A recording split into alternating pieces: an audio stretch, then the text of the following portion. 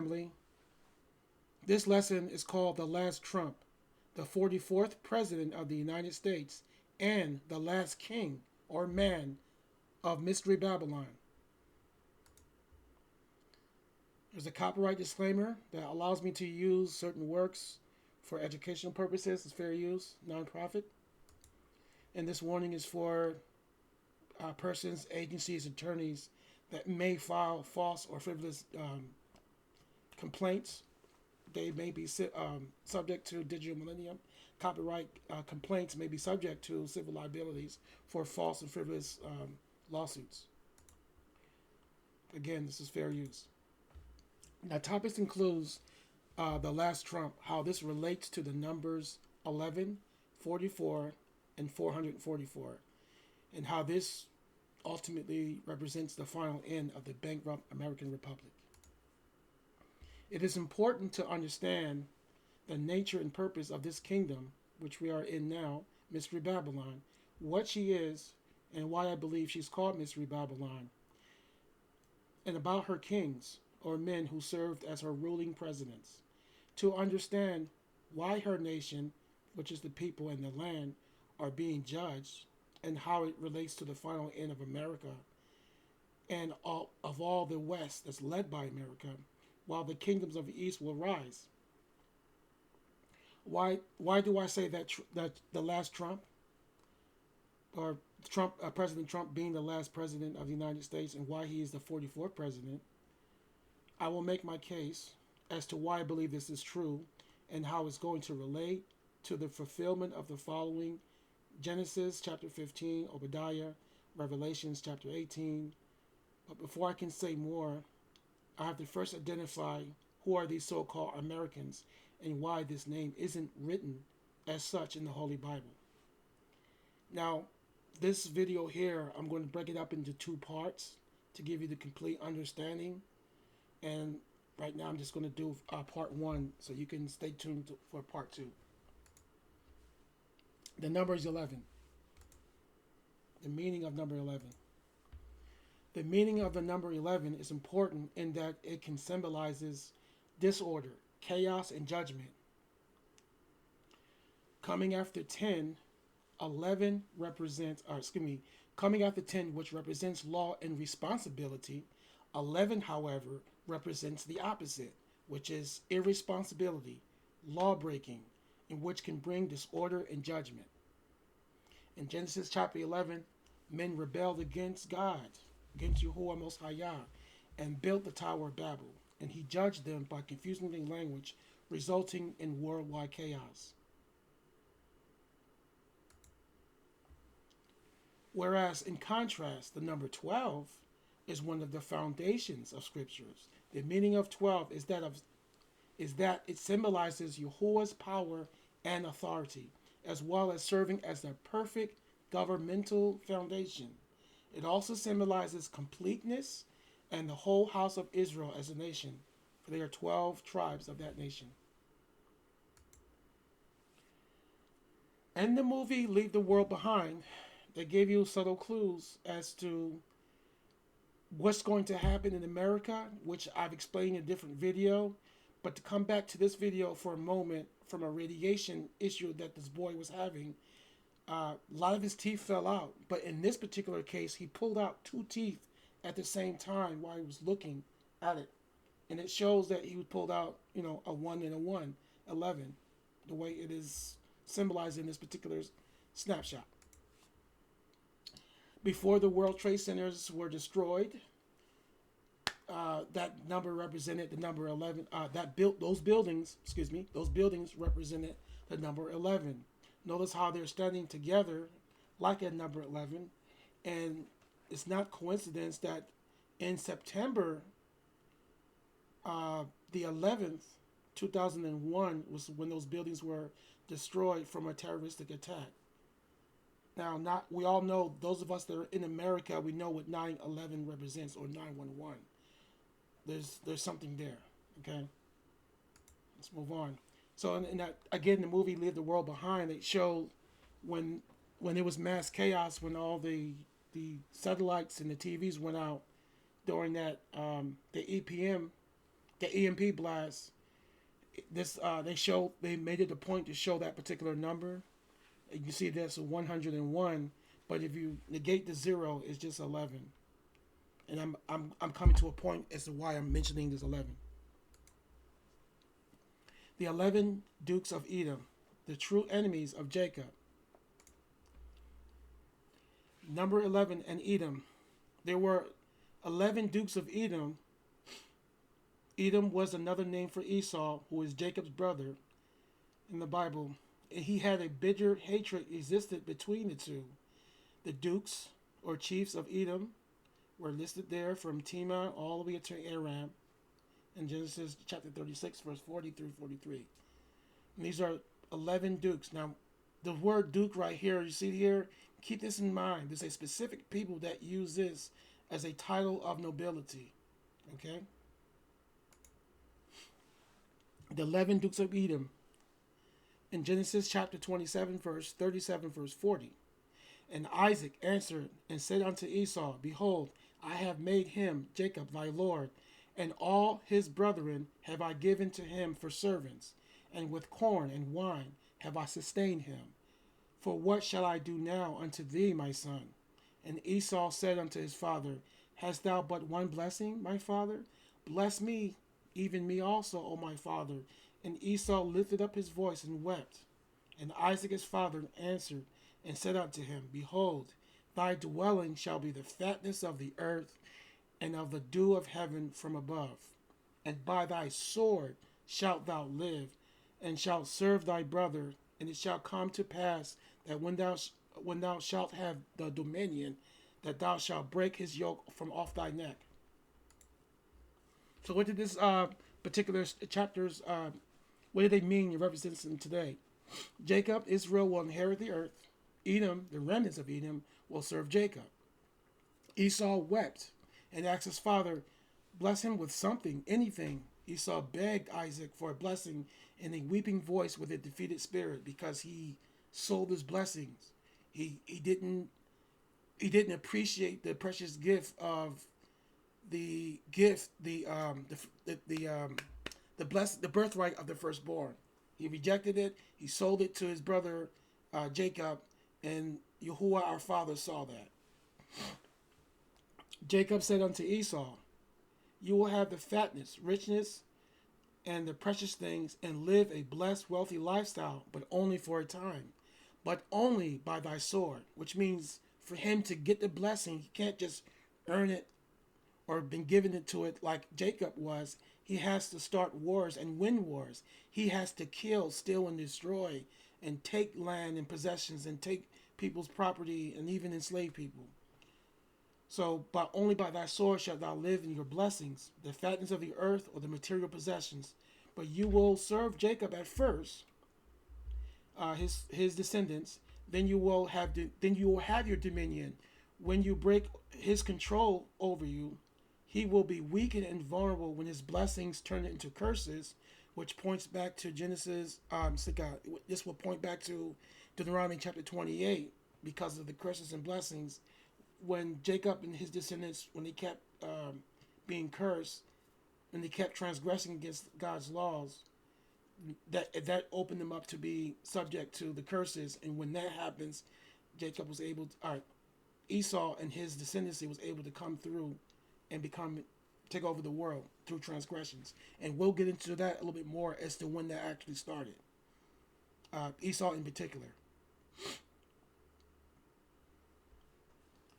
Genesis chapter 25, verse 23. And Yahuwah said unto her, 2 nations are in thy womb, and 2 manner of people shall be separated from thy bowels. And the one people shall be stronger than the other, and the elder shall serve the younger. The 11 dukes of Edom, a tree recognized by its fruits. So how can we identify Edom today? The dukes of Edom knew the scriptures and knew that the prophecies of Genesis 25 about his end. So Edom went into hiding. He went into many other nations. We now know that according to scriptures, Edom went out and mixed his seed with the Ishmaelites and many other Gentile nations, But one group of people in particular that is not talked about much, or I haven't heard people talk about much, or isn't discussed much in the Truth Ministries, is that Edom has mixed his seed among the Canaanites, whereby his seed was spoiled. Now keep that in mind. When the seed was spoiled, it makes a distinction between. That's when there was a genetic distinction being made between Jacob and Esau's descendants. While they look different, behave different, and have characteristics that wasn't natural for that person. So how can we identify Edom today? They are descendants of Esau. Edom or Edomites have many, if not all, of his biblical personality traits and characteristics. One, the tough man. He used to spending long periods in time in harsh conditions, short-sightedness, focus on the here and now, believing that tomorrow, judgment or just recompense will never come to him, nor his children, but his reign will fatally end.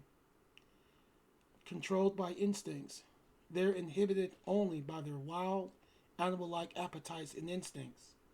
Despises Yahuwah's plan. They despise Yahuwah's love for his people, their purpose on earth, their earthly inheritance, and the loving plans of Yahuwah have for his chosen people. He may be considered a skillful hunter, but tend to be of a physical vigor, outdoorsy, impulsive, careless, and sensuous. In this regard, you're talking about in the physical sense. He loves the physical things. He loves hunting and catching things and using weapons, and sometimes even on a more violent, destructive nature. Now let's go to the 11 sons of Canaan. Cursed be Canaan, a servant of servants shall he be. Now let's make note of this, that the 11 sons of Canaan is listed here: Sidon, Heth, Jebusite, Amorite, Girgasite, Hivite, Archite, Sinite, Arvakite, Zemarite, and Hamathite. Canaan was the fourth son of Ham. So a lot of people mistake that they believe that Ham or Hamites are the cursed seed from Noah. That's not true. Ham wasn't cursed. Cush wasn't cursed. Mitzrayim wasn't cursed.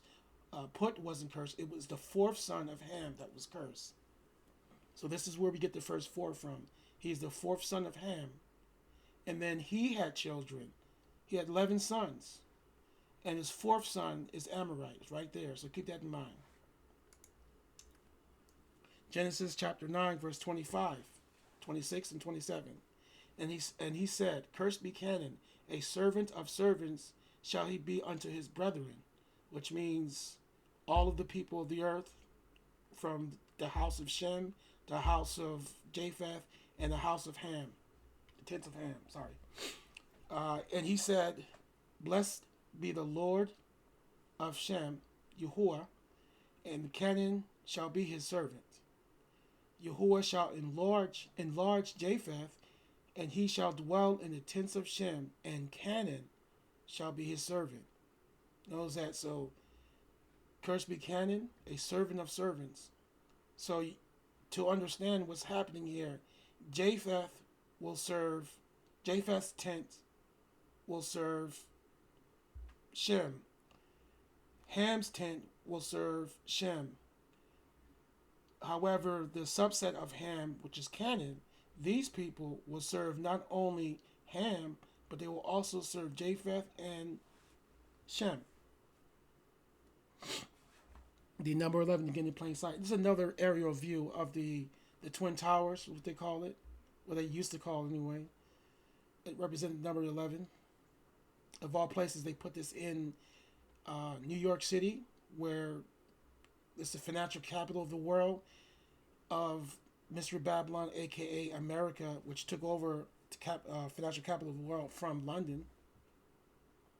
The 11 sons of Canaan. What were the sins of the Canaanites? Because we know that throughout scriptures, God, Yahuwah keeps saying to wipe out the Amorites or wipe out the Canaanites. So we want to address that. Canaanite culture was described as utterly corrupt, especially when it came to idolatry, violence, and were very abusive to the most vulnerable groups in their communities.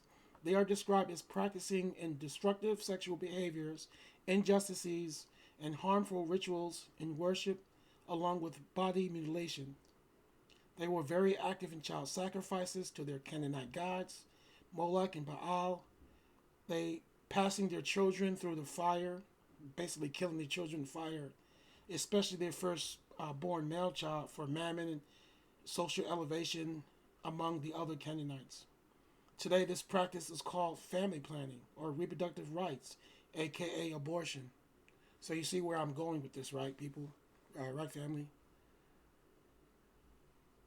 The Old Testament presents the Israelites as an instrument of divine justice.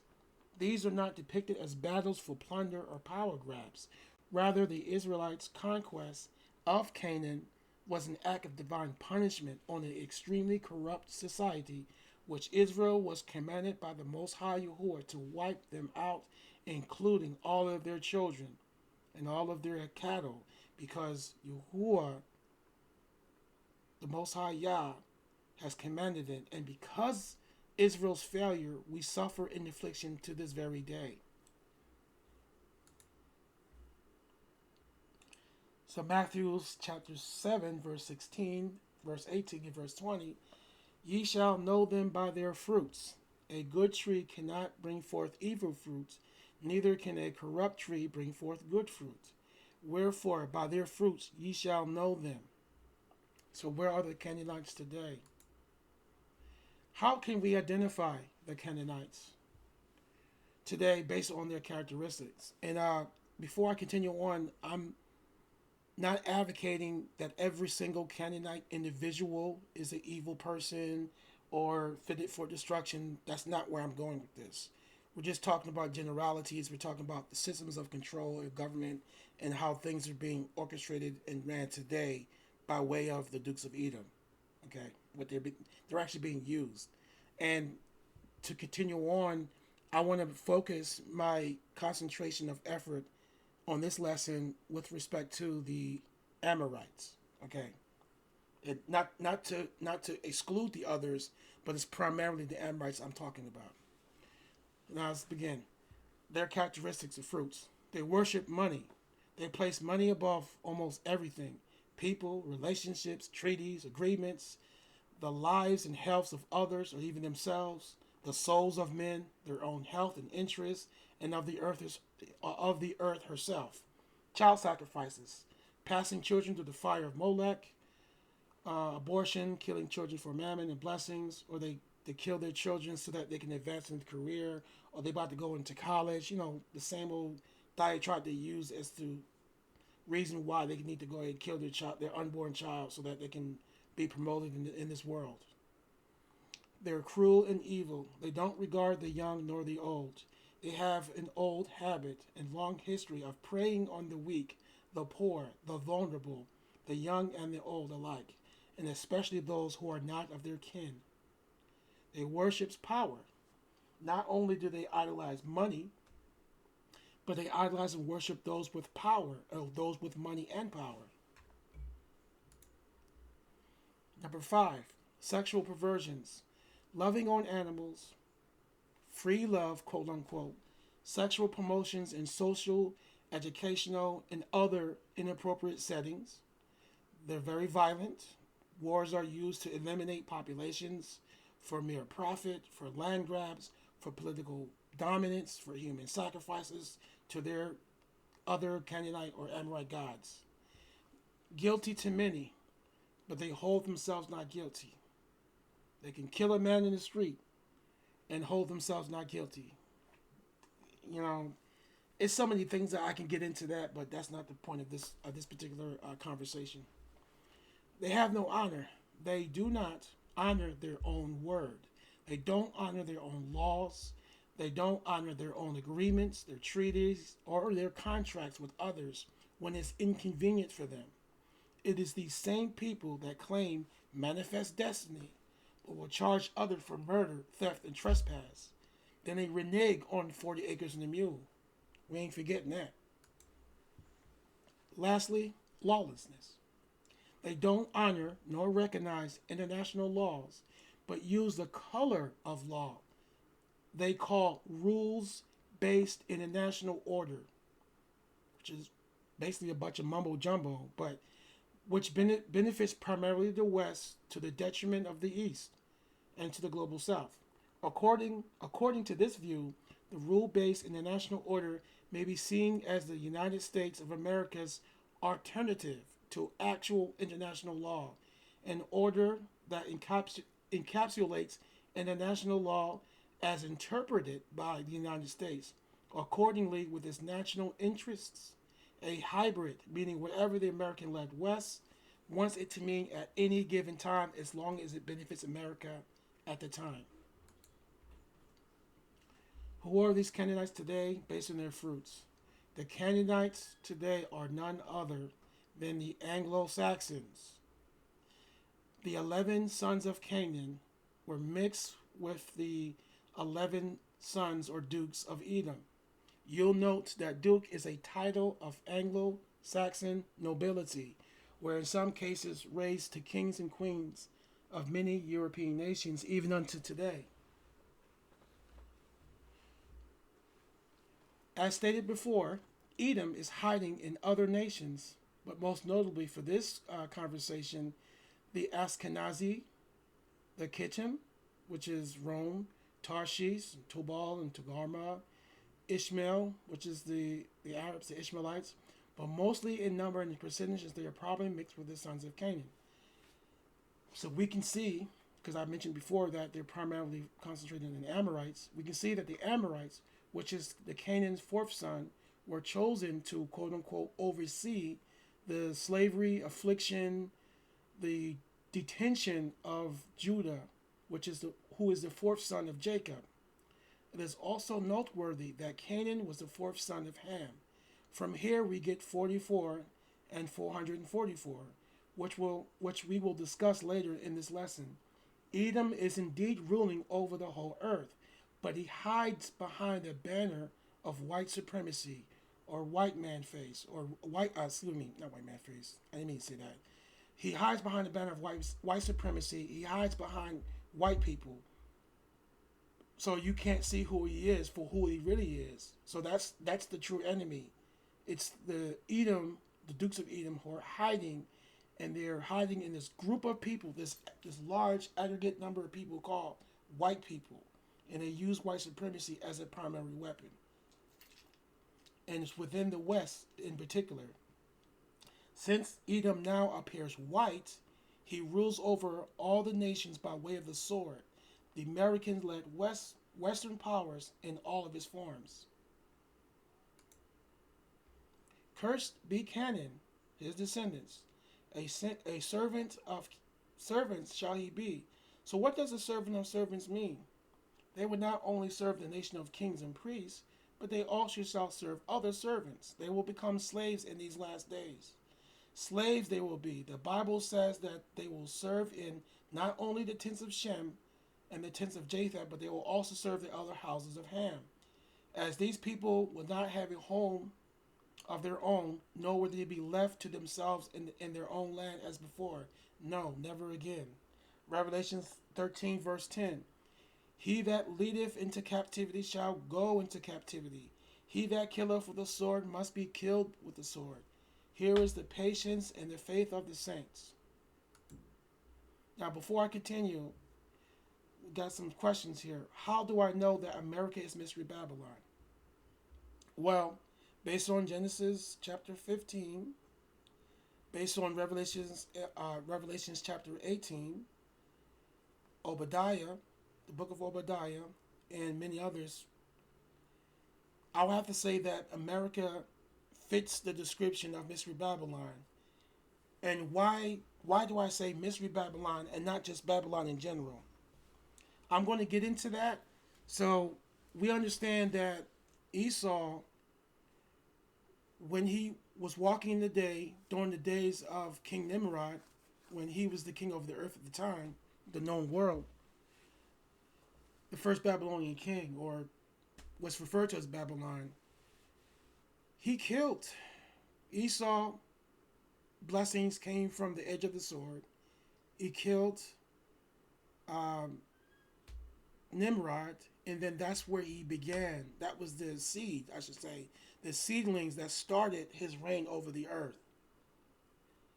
but he can't undo prophecy. So Babylon, I'm making a distinction between Babylon as a whole versus mystery Babylon, and why Babylon is a mystery, because the people that's ruling it don't look like the rulers of Babylon. They don't behave like the rulers of Babylon. They're not from the genealogy that's rooted from, let's say, from Nimrod or what's the other one? I can't think of it. The name skips right now. But there are other Hamite gods that was from the seeds of Ham, other than the Canaanites who the ruled over the world, the known worlds. So you got the Assyrian Empire, the Babylonian Empire, Egypt. All those places were ruled by a specific group of people that was either at one time in conflict with Israel. In this particular case, you have Edom hidden and absconded in this safety in this bubble called white supremacy in white people. So because of that, he acts like a mystery, so you don't really know who's actually in charge. And that's going to lead to my second video about who are these people that's ruling everything. So America is mystery Babylon, but what is the mystery of this Babylon? It's going to be revealed in the next video. Who is really in control of things behind the scenes? Again, that's going to come from the next video, but I can say that, to put it mildly, it is not all of the Anglo-Saxon. It is the specific Anglo-Saxons that's tied in with the Dukes of Edom, and they made this blood covenant death cult allegiance to Satan.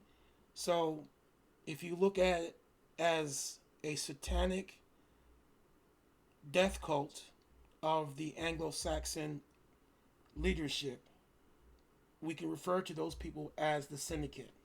So who is really in control of things behind the scenes? It is the syndicate, and we will get into that. Am I saying that all Anglo-Saxons are evil and therefore irredeemably doomed? No, of course not. We all have ability to repent of our individual sins, but this message refers to the judgment as a nation. But individually, as a household, as a family, that's between you and the Most High. If you are rooted in Hamashiach Yahusha, if you are friends of the Israelites, the true biblical Israelites, then there's a place for you in this world after Edom's world ends.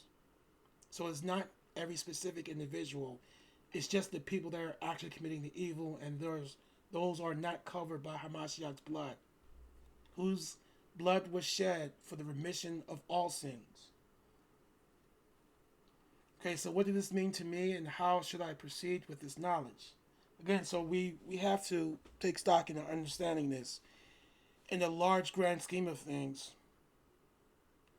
this determines how you have to maneuver in these last days. If you are an Israelite by blood, you have to follow, of course, the Holy Spirit. You have to be led of the Holy Spirit, and you have to fall under the blood of the Lamb and be secure. And you have to be forgiving, not just to yourself, but to your brother. And unfortunately, or fortunately, however you want to look at it, Edom is your brother. Whether he's hidden in white supremacy or not, you have to forgive him. Forgiveness is key to be forgiven by the Most High. And then that we need to pray every day that we are counted worthy to escape all that shall plague the earth. We should pray daily that we escape all that shall plague Mystery Babylon in the days of her calamity, and pray for guidance and be led of the Holy Spirit. He will guide you into all truth. So right here is just another graphic that shows that the Amorites is the fourth son of Canaan. Where are the Canaanites today? So I pulled this up off of Google, and this little snippet, they say that the Amorite is a member of the ancient Semitic-speaking people who dominated the history of Mesopotamia, Syria, and Palestine. And if you go down here, it says the Amorites were equated with the West. So this is not my words. This is what they have up here on Google. Um, though their true place of origin was most likely Arabia and not Syria. They are coming for the 11s. We're going to cover Ezekiel chapter 5, Revelations 13, Deuteronomy chapter 30. Who are the they, and why are they coming after the 11 dukes, the 11 sons of Canaan? 11 dukes of Edom, 11 sons of Canaan. There is a war going on right now that isn't being talked about much. Oops, stick out. A civil war of sorts within the Edomite kingdom, the Edomite-led Western powers, along with their allies, and against them. Okay, so to understand what's going on here, I talked about that there were 11 sons of Canaan, 11 sons of Edom, or the dukes of Edom. They merged and formed this alliance. They genetically bred into them. Their seed was spoiled by the Canaanites. But the syndicate, which is the leadership of the Anglo-Saxon Death Code, they are making alliances or breaking alliances based upon what's getting ready to happen. So on one side, you have the America First, or should I say, the New World Order. And then on the other side, you have the what was referred to as the New Babylon, or the One World Government, or the globalists. So these two ideas clash. So you can't have one and the other in the same operating environment. One has to override the other. And the way America is set up, with all their guns and all of their rights and all this other stuff that they put on paper, not necessarily enforced, but it's on paper and it's presented like these are rights, that completely clashes with the system that is trying to rise. So if you take the Amorites out of the picture, put them over here in America, you're left with 10. So you got the 10 nations, or the 10 Western powers. They're allies, and they're deciding whose sides they want to be on. They want to be with America, or do they want to be with the 10? So that's what the whole world war is going on about. It's really, like I said, it's really a civil war. It's brother against brother, nation against nation, but brother against brother, and they're deciding who's who, who's on whose side, who's on fifth, that sort of thing. But anyway, going on to this thing here is, you see this white lion is the name of the slave ship. And there's this little symbol right here. Just keep this in mind. In the days of Nimrod, which I think I mentioned before, king of the known world at the time, aka the first or golden part of Babylon, Esau, the father of Edom, the father of the Edomites, I should say, murdered Nimrod. And by Isaac's consolation prize or gift to Esau, the blessings, was the early start in his rule over his dwelling over the fatness of the earth, when he killed Nimrod. As the West power fell, the two eastern kingdoms will rise. First, the nation of Hebrew Israelites will be born in one single day, while its misery Babylon will fall in 1 hour. And then the final Babylonian kingdom will rise, aka the beast system, which will also be formed in the absence of the American-led West. Edom wanted to maintain his control over the earth, but he was standing in the way of the Antichrist, who will rise to power after the fall of America. He will not have any control over the Israelite kingdom, however. Let's make that clear. So he will have control over the whole earth, the Western nations, the Eastern nations, the global South, and what have you, but he will have no say in the kingdom of the Israelites. I want to make that perfectly clear. So the they in this context are the nations who were foretold to betray Mystery Babylon, America, for all her sins, both what they did to the world in general, but most particularly what they have done to us, his chosen people, because Yahuwah had put it in their hearts to fulfill his wrath and judgment against her. Now notice these symbols here. You got early Arabic, you got Phoenician, and you got early Greek. There's a K, there's a backwards K, and then there's this calf symbol. This calf symbol is which is seen shows that it is the 11th letter in the early it's the early it's the 11th letter in the early alphabet, Arabic alphabet, or early Arabic and Phoenician letter system. I shouldn't say alphabet. That's really Greek. Um, but yeah, so it's the 11th letter. So that's indicating something here. See the pattern 11.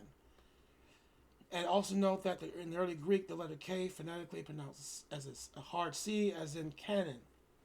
Okay. Now, so that same symbol, which is right here, early Arabic, is seen here in that white lion.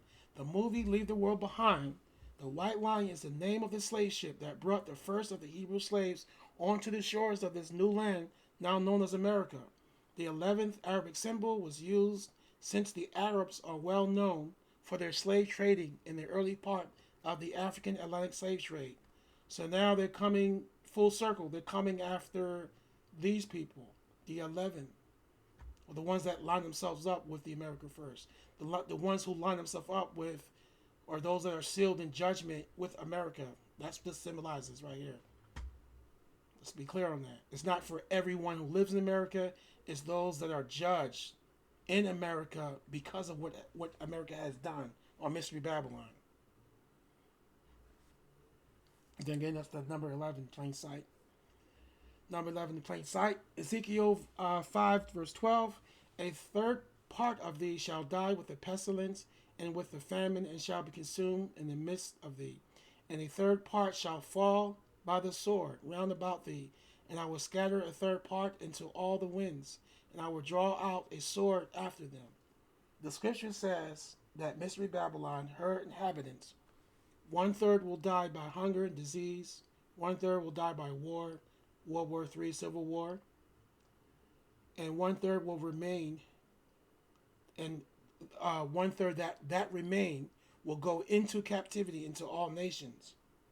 Now, this is full circle because you have to understand, since 70 A.D., when Judah fled, when Rome, Edom, with Esau, destroyed the wall, and ransacked and stole all of the goodly pleasures and all of the wealth out of the temples and out of the houses of Judeans back then in 70 A.D. That's exactly what happened to our people. One third died by hunger and disease because of homelessness, because of the city was destroyed, and just living out in the wilderness and so forth without food or medical services. Back then you needed to have a city type structure to sustain oneself, or you got to have your own food. And if you're out running from the battle or whatever, you're prone to die from hunger and or disease. When you get injured, there's nothing to heal you. You're constantly running. The same thing is going to happen to the Mystery Babylon today, of her people. One third will die by the sword, by war. So they're gonna be those that say, well, we gotta fight and we're gonna stop China or stop Iran or stop whoever that God sends in this particular case. They're gonna say, well, we're gonna fight. This is our land and we're gonna fight, or they're gonna fight amongst themselves. So one third of them will die by war, and the last remaining will go into captivity, fulfilling what happened what happened to us. For we went into captivity. The one third of us that survived, we went into captivity, and now our captivity is ending. Their captivity is getting ready to begin. Their judgment is beginning. Again, repeating Revelations 13. He that leadeth into captivity shall go into captivity. He that leadeth with the sword must be killed with the sword. Here is the patience and the faith of the saints. Deuteronomy chapter 30, verse 7. And Yahuwah thy Elohim will put all these curses upon thy enemies, and on them that hate thee, which persecute thee. The enemies of Judah and the enemies of Israel will receive all the curses that was on the whole house of Israel. All of the curses that's listed in Deuteronomy chapter 28. A series of curses, including hardship in the city and in the country, barrenness, and various afflictions, ultimately leading to exile and destruction. And a series of curses, including national defeat. Your enemies will triumph over you, scattering your children into all nations for servants. Health plagues, the diseases of Egypt, and other physical afflictions. Physical and personal afflictions, boils, tumors, scabs, itch, itching, wasting disease, fever, inflammation, madness, blindness, confusion of the mind, severe boils on knees and legs that cannot be healed, plagues that cling to you until you are destroyed, serving serving your enemies in hunger and in thirst, and in need and want, being uprooted from your land and being given to another people. These are all the curses that our people had to suffer over these past 404 years. And now it's going to happen to your people. Number 44 and 44:4. When you count the number of kings who ruled over the unified kingdom of Israel and the number of kings that divided of the divided southern kingdom and the divided northern kingdoms were a total of 44 kings. When you count the number of actual men who have held the office as president of the United States, there's a total of 44 men. Trump was that 44th person that hold the office. Now, people's going to try to say that, oh, he's 47 or 45 or whatever the case may be. But when you consider that there were, besides Trump, there was another president, I believe his name was Grover Cleveland, when he held office for 4 years, and he lost the re-election. 4 years went by under a different president, and then after that, he was re-elected. So they added those numbers up as if they were different men. But when you add up the numbers, and if you don't believe me, you can go look this up. It's readily available on the internet. If you count the number from George Washington to Trump, he is number 44.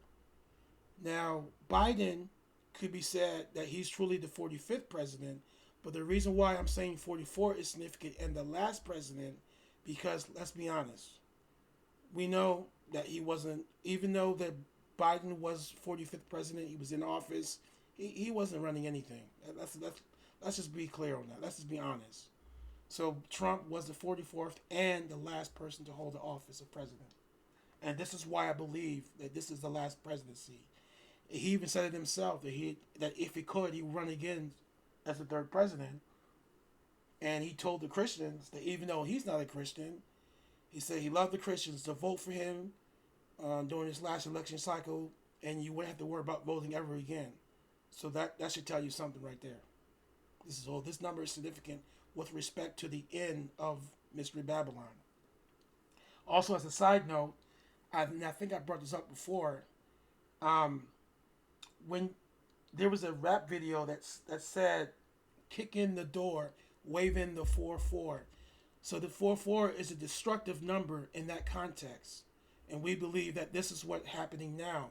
Trump, Donald J. Trump, his forte, in my humble opinion, my belief, and based on what I research, he is very good at taking companies through bankruptcy proceedings, and from bankruptcy proceedings, going through receivership on some of them, and just closing business concerns on others.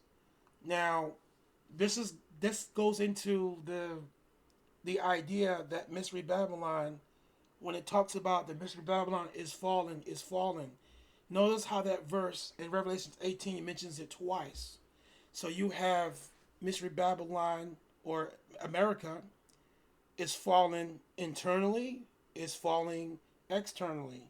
Mystery Babylon is falling economically. Mystery Babylon is failing. That name escapes me. Globally, with respect to their military and their prominence. So all these things are happening, what seems to be simultaneously. It's like there's a left and then there's a right. The right is failing, the left is failing. The left is failing, the right is failing. There is no right answer. Whatever answer they choose, Let's move forward in this direction. It was the wrong one. But let's move forward in that direction. That was the wrong one. So this is part of that curse that we were mentioning before is being applied. So Mystery Babylon is indeed falling. Um, it's falling because it is already done. We're just seeing the slow deconstruction. Like the think about like how a body, a decomposing cell that you leave on the petri dish, it slowly decomposes like a lettuce leaf or something. It don't like when you cut it off the root, at that moment that's the death mark. But then it slowly decomposes over time. This is what you're seeing happening. But there, because Babylon, Mystery Babylon is the way it is, there's a lot of components that it deals with on the international stage and on the economic stage, on the financial stage, and the morality stage, on the every aspect of what makes a country great in the eyes of the Gentiles. You're seeing they're slowly contracting. You're seeing it internally. You're seeing it externally. The messages being brought forth to the people is not reading. It's not tracking to the people, the citizens. It's not benefiting the citizens. And their actions that they're doing overseas is not benefiting their allies. In fact, it's actually benefiting their enemies, to be honest with you. It's not benefiting their allies. And everything is backfiring on them. So again, number 44 means the death of something. In this context, I'm not saying the number 44 means death. I'm saying in the context of that rap video that I mentioned, kick in the door, wave in the 4-4, talking about a gun. In this context, President Trump fits that bill. He's actually deconstructing America from the inside and from outside. Additionally, when you get the number, we get this number when you take the fourth son of Ham and the fourth son of Canaan, which is the Amorite. So you have Ham. Canaan and then Amorite. That's 4-4, and we know that the Amorites were chosen to oversee the prison detail of the Judeans that fled Jerusalem back in 70 A.D. and they're still operating as prison guards to this very day. But guess what? What happens when the prison is closed and all of the captives are released? They're given a bill of freedom. The governor gives them a letter and said that you're free to go. What happens to all the prison guards? They are terminated. They're fired. This is what you're seeing happening in America today. They're being let go. Okay, so in the frequency concept, like in the music industry, the standard tuning for the A above middle C, or A4, is currently at 440 hertz because the normal for musical performances after an international conference in 1939, although the American music industry reached an informal standard of 440 hertz back in 1926. As America became dominant in all forms of media and became the standard for the whole world, music, films, radio, TV, commercials, publications, and so forth, used this frequency, a form of mass hypnotic sorcery, in the entertainment industry, in the educational industry worldwide. All other nations modeled themselves after this frequency because everyone wanted to be like Mike. Everyone wanted to be like America. It was changed from the more natural frequency of 432 or 435 hertz, a healing frequency that actually helps the listener to feel more grounded and less stressed, and they changed it to 440. But why did they change it for 440? Because America said, we're going to go with this 440. So the reason why I have this in red is because this is an incomplete note. You got 440 hertz, but there's something missing here. What's missing here? Considering that Judah is inarguably the face of the voice of music and sports performance within the modern day entertainment industry, remember Judah is the fourth son of Jacob, Israel. And it is not a hidden mystery that many, if not all of these Hollywood entertainers, music entertainers, or sports superstars often either sold out their people for their 30 pieces of silver, wealth and fame, aka the Judas option, or they contractually sold their own souls for fame and wealth. aka the Esau option. This is very unfortunate, but very true. This is not referred to only Israelites who do this that make it big in the quote unquote entertainment industry, but this other nation as well. But let's be clear about this. You know, this would be a very bland country if you didn't have Judah on the face of its entertainment industry. So when you add the four, which represents in this case the soul or the very souls that they sell themselves for money and fame, that makes it 444, which makes the magic work for them in a very short season. So this is why, with respect to how they use their sorcery, whether it's their money or their social media, their entertainment, their sports stars, their music legends, their TV and movie producers, all this stuff is based upon the 440 and the 444. This is why their magic works. But remember, Yahuwah said that in these last days that he would make it so that their witchcraft and sorceries will no longer work.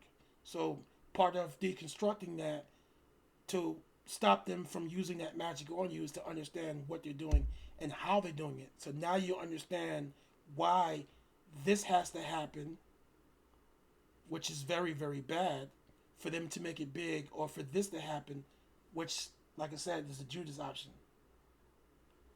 Okay, let's continue on with that. So now we at the number 444. It can be said, now, it can be said that it can be said that Yahushua's earthly ministry lasted 44 months and 4 days. I'm basing it on what I've researched online. So, based on what I've researched, that actually came out to now. Remember, the calendar system were different, but how I base up the numbers, it comes out to 44 months and 4 days.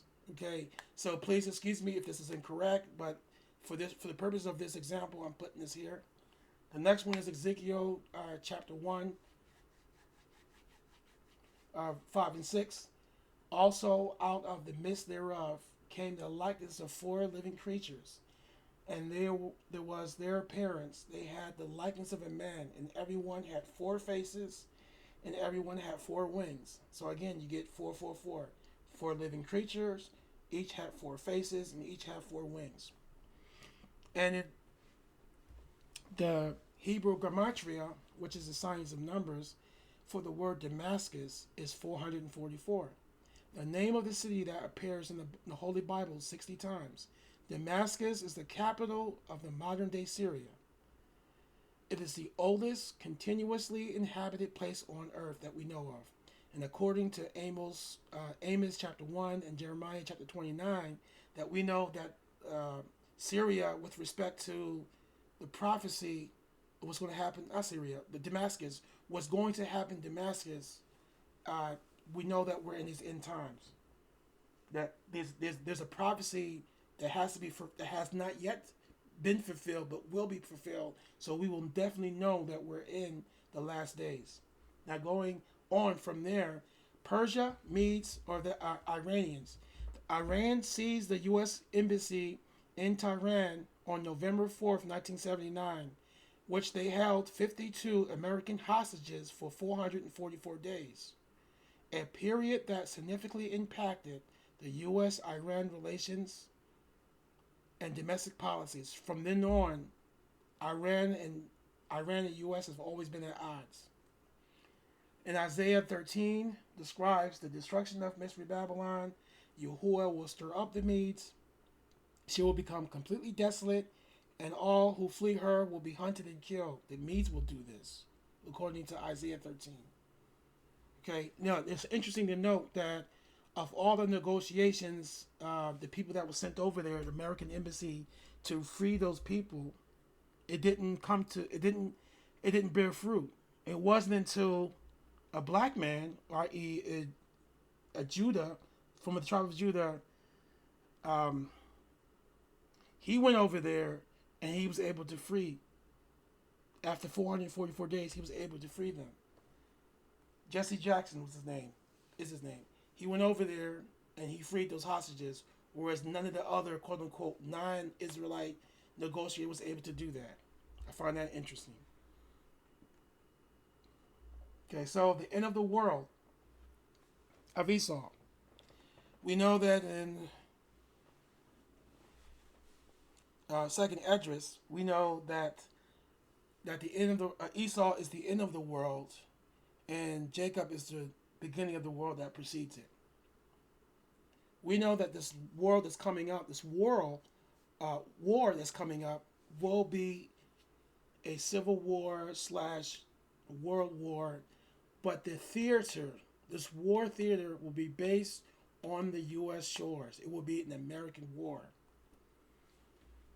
And after the destruction of Mystery Babylon, the rest of the West and all those allies will be in complete shock and awe, and they will be in a state of confusion and chaos. And they will be looking for this new leader to rise. And that's when the man of sin will reveal himself, because he will solve their problems. So that will be the end of the world under human control, and it will be the start of the world being controlled by a non-human. Let's just call him alien or whatever you want to call him. He's not 100% human. It's going to be something else. The beast system is going to rise over in one section, and then over here by ourselves, we would be with the kingdom of Judah or the kingdom of Israel by ourselves. We'd be left alone.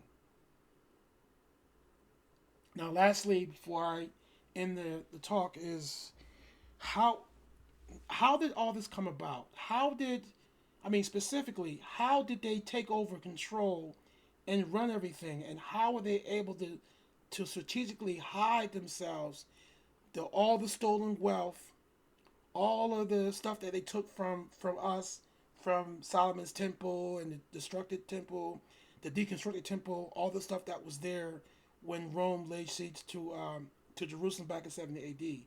And how did they rise? How did they become numero uno when it comes to finance and kings and queens and rulership over the earth? How did that all come about? We will discuss that, but I would say that the rise and fall of these people, remember I call them the syndicate, they use this thing called the corporation, and I will discuss that in part 2 of my video. Final conclusions. Number 44, Trump is president number 44. It was 44 kings in Israel, and in a unified Israel, divided southern northern kingdoms. I mentioned that 44 refers to a death of something, and Trump, his expertise, in my opinion, is dealing with bankruptcies or taking companies into bankruptcies.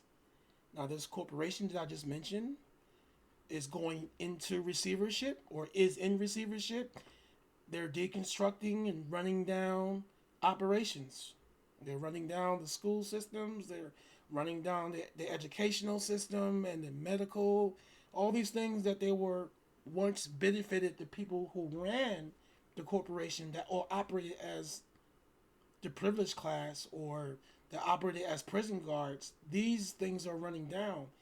And you're seeing all this money and all of the brain power is actually leaving. The leadership, the wisdom, the wealth, it's all leaving this corporation known as America today. So that's the significance of 44. We know that Edom is hiding in 11 sons of Canaan and 11 sons of Edom, which are the dukes. And that's why, say, the Duchess is a female equivalent of duke. That's why all the princes and kings and princesses of Europe, Western Europe, predominantly from German and the UK, they're the Duchess of this and the Duke of that, because that's who they are. They married themselves to hide themselves from looking more like us to more looking like the Canaanites, and that's why their seed was spoiled, and that's why they don't look like us now, and that's why there's a huge mystery as to who they are, who America is, why America isn't in the Bible. It's a whole bunch of mystery. That's why it's called Mystery Babylon. All right? And finally, in the next lesson, we're going to cover specifically the Queen of England, or before she died, who was she, who she represented, the corporations. I'm gonna break down the corporation they use, where they get their money from, where it came from, how it's going, where it went, and how they're gonna be paying them reparations back with interest. And the people who are hitting themselves, known as the syndicate, who are the true rulers of Mystery Babylon, and all those that are behind the Western nations. And now you start to understand as to why that there's a huge divide between, say, one faction of white people versus another faction of white people. Why there's a separation between Eastern and Western Europe. Why there's a separation between Russia and China versus the West.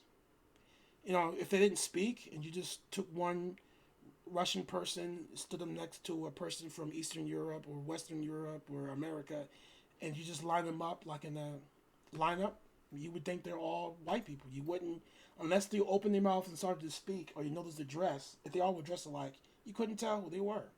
But we know that there's a difference in terms of covenant, in terms of bloodlines, in terms of judgments that's coming upon the blood of their fathers, that's the sins of their fathers. There's a distinction. So everyone will be judged according to his or her own sin with respect to individual, but when it comes to the nations, it is based upon sins of the father. And we know that there's judgment coming. So there's a distinct difference between, say, a Russian and a Ukrainian. There's a huge difference between a Russian and an American. Or there's a slight difference between a person from the UK and someone from America, because their two countries are, you know, they're very, very close genetically speaking, and their curses are almost the same. But the Amorites or the Canaanites, that are the Hivites that run over there in Hollywood, and all those Faustian devil packs, and they make it over there, and they interbreed and they mix themselves up with all kinds of, you know, the other groups of people. And the Ashkenazim, they're there and there too. But again, we're talking about land masses. So the land masses of America is referred to as the land of the Amorites. And I want to bring bring that point home, because when you read Revelations, when you read Genesis chapter 15, after the judgment of this nation that he talks about, he says, but then the iniquities of the Amorite is not yet full. So we saw that 400 years came and went, and now we're just watching all the moves that these people are making. We're watching this thing in live, like straight out of the Bible. It's like word for word. We're reading what's happening today, what's happening tomorrow, what's happening next week. It's, you could actually say it's like line by line, precept upon precept. We can see this thing happening. Anyway, I need to wrap this up. It's over an hour, and I would like to bring my final conclusions to an end. And stay tuned for the next video, which will tie these things together. Because from the lessons of today, Mystery Babylon, I was giving you a broad overview as the aggregate people. But this I'm going to be more specific. Resident Evil, the Syndicate, and the Corporation. All right? I want to thank y'all for your time. Thank you for listening to my video.